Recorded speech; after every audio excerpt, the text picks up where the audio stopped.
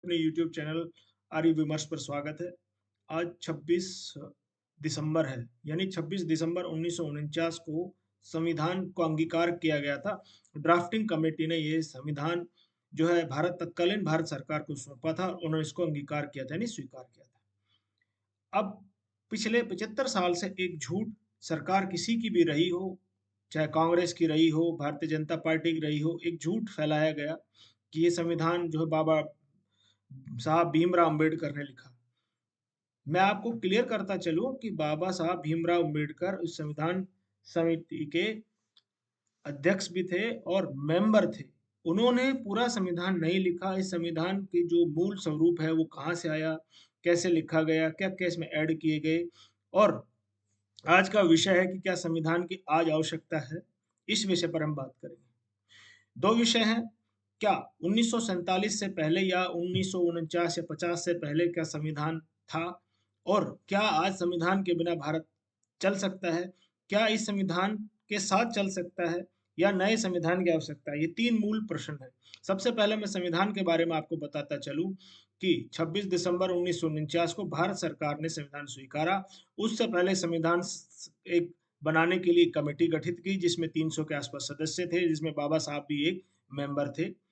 इस संविधान का जो मूल स्वरूप है वो इंडियन एक्ट 1935 यानी 1935 में अंग्रेजों ने एक कानून बनाया था, उसका मूल स्वरूप है, जिसका ड्राफ्ट एम एन राव, यानी जो दक्षिण भारत से आते हैं, एक आईसीएस अधिकारी, यानी आज के एक इंडियन आईएएस अधिकारी थे, जो इंग्लैंड में पढ़कर आए थे, आईसीएस करके आए थे, नेहरू के बहुत करीबी थे। उन्होंने इसका ड्राफ्ट तैयार किया और बाकी सदस्यों ने कहीं से कुछ उठाकर मूल अधिकार और ये सारी चीजें जो है इसमें जोड़ा गया, यानी एक कहीं का ईंट कहीं का रोड़ा, भानुमति ने कुनबा जोड़ा करके एक संविधान तैयार किया गया।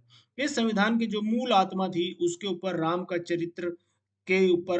चित्र छापा गया, बहुत सारे चित्र छापे गए और बताया गया कि इस हिंदुओं के लिए, परंतु मूलतः ये हिंदुओं के लिए था ही नहीं।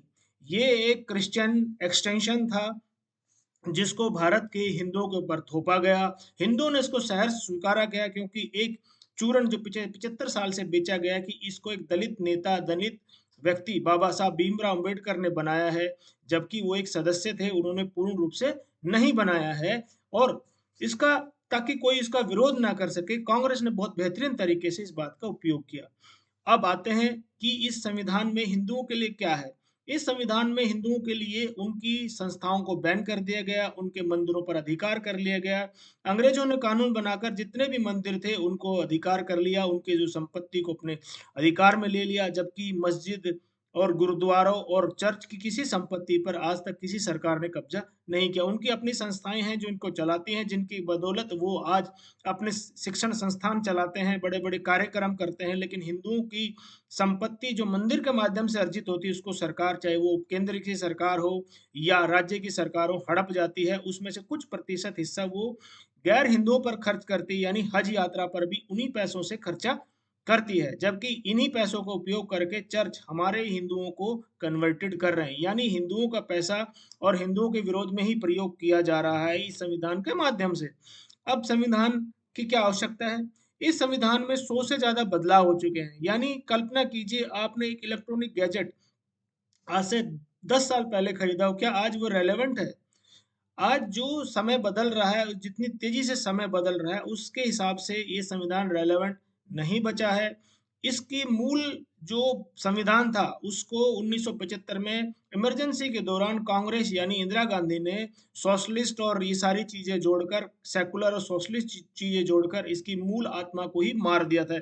यानी ये संविधान पॉइंट 0.2 चल रहा है, यानी ओरिजिनल संविधान को कांग्रेस ने खत्म कर दिया। जो राहुल गांधी आज संविधान के प्रति लहरा लहरा कर दिखाते हैं, भारतीय जनता को पता होना चाहिए कि संविधान को सबसे ज्यादा नष्ट नेहरू और इंदिरा गांधी ने ही किया था, क्योंकि जैसे ही संविधान बना उसके तुरंत बाद ही वो अमेंडमेंट नेहरू लेकर आए थे। तो ये बात दर्शकों को पता होना चाहिए, हमारे हिंदू भाई बहनों को पता होना चाहिए कि जो संविधान बचाने के लिए लोग सड़क पर निकले हुए हैं, लाल रंग की किताब दिखाते हैं, उन्होंने ही संविधान का सबसे ज्यादा गला घोटा। उनकी दादी ने इमरजेंसी के दौरान इसमें सेकुलर सोशलिस्ट, सेकुलर के लिए जब संविधान सभा की बहस चल रही थी इसमें लाया गया था, परंतु हमारे विद्वान पूर्वजों ने उसको खारिज कर दिया था कि यहाँ भारत में सेकुलर शब्द की कोई आवश्यकता नहीं है, लेकिन इंदिरा गांधी ने इसको जोड़ा था।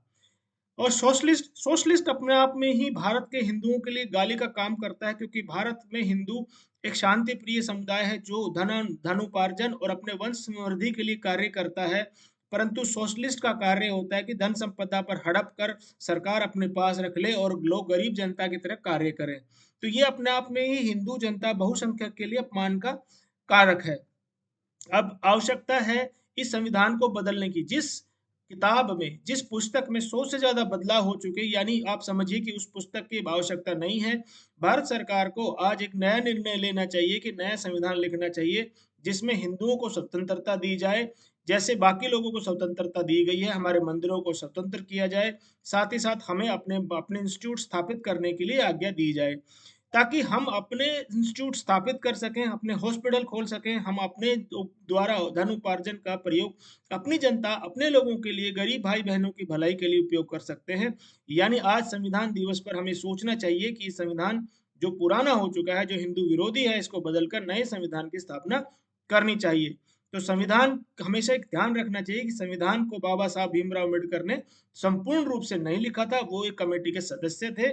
इसको एम एन राव ने ड्राफ्ट तैयार किया था, और इंडियन एक्ट 1935 की ये मूल कॉपी है। बाकी चीजें यहाँ से उठाकर इसमें जोड़ा गया था। यानी संविधान, अब मूल प्रश्न आता है कि क्या 1947 या 1950 से पहले संविधान था भारत में? जी नहीं, भारत में कभी भी इस तरह के संविधान नहीं रहे हैं। हिंदू समाज अपने आप में ही रिफॉर्म करता रहता है और नई नई चीजें लेकर आता रहता है। हिंदू समाज में जो विचार पुराने हो जाते हैं उनको छोड़कर नए विचारों का उपयोग करता रहता है। इसलिए भारत में कभी भी संविधान की आवश्यकता नहीं पड़ी। जिसको आप कहते हैं कि मनुस्मृति के हिसाब से चलता है, जिसने मनुस्मृति कभी पढ़ी ही नहीं वो मनुस्मृति को गाली देता। मनुस्मृति की वैलिडिटी आज भी इस बात की है कि मनु महाराज की मूर्ति जयपुर हाई कोर्ट के अंदर लगी हुई है, यानी ये वैलिडिटी हो चुकी है। और इसका लंबा एक केस लड़ा गया था जिसमें ये बताया गया कि मनुस्मृति किसी भी तरह से किसी भी प्राणी के साथ भेदभाव नहीं करती है। यानी भारत में हिंदू समाज को कभी आवश्यकता पड़ी तो मनुस्मृति या पराशर समिति के माध्यम से अपने विचारों को लेती थी और उसके बाद समाज में भलाई उन्नति के लिए कार्य करती थी। संविधान आपको एक कंपार्टमेंट में बांटता है। संविधान के माध्यम से जो रिजर्वेशन की जो व्याख्या की गई है, जाति व्यवस्था की जो जो जो पहले व्यवस्था थी उसको जातिगत एक कंपार्टमेंट बना दिया। यानी एक व्यक्ति एक जाति में जन्म लेगा तो अगले आने वाली उसकी 7 पुश्तें या 1000 पुश्तें भी उसी जाति में जन्म लेती रहेंगी, वो कभी भी जाति नहीं बदल सकता। जबकि 1947 से पहले ऐसा कोई प्रावधान नहीं था कि एक व्यक्ति जाति में जन्म ले उसके बाद वो कभी बदल नहीं पाएगा। यानी इस संविधान की अब हमें आवश्यकता नहीं है, इस संविधान को बदलने की आवश्यकता है, नया संविधान लाना चाहिए आज के समय के अनुरूप। तो अगर आपको ये वीडियो पसंद आया तो वीडियो को लाइक शेयर सब्सक्राइब कीजिए ताकि सब लोगों तक पहुंचे और हमारी आवाज भारत सरकार तक पहुंचे कि इस संविधान को बदल ले और नया संविधान लेकर आए ताकि हिंदू रूप रहे। वीडियो के साथ जुड़ने के लिए बहुत बहुत आभार। जय हिंदू राष्ट्र, जय संविधान।